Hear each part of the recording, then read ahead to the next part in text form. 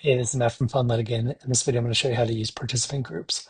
Participant groups are a really quick way that you can put your participants into different groups like teams or grades or schools or just about anything. So I'll show you how it works really quickly. We're going to go into Edit Campaign, and you'll see we already have a set of participants here.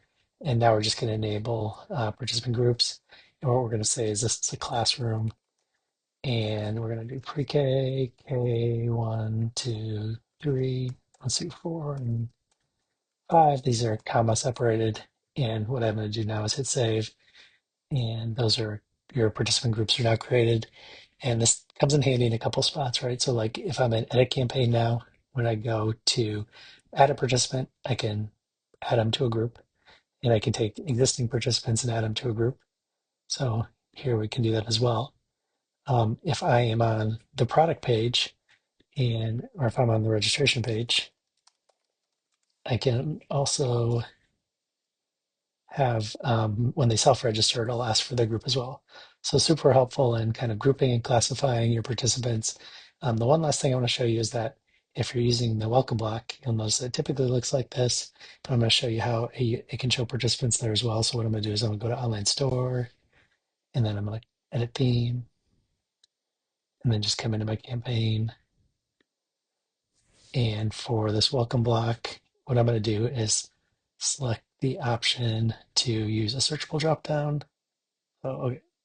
Searchable. So it says search participants, and that's already saved. So what I'm going to do is come here, and when I search, I should see the grade. Oh, I haven't added anyone to a grade yet. So let me go back and edit the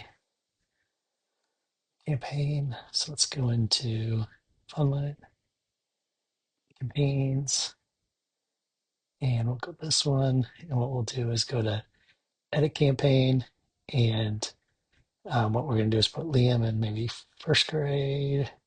It's pre-K.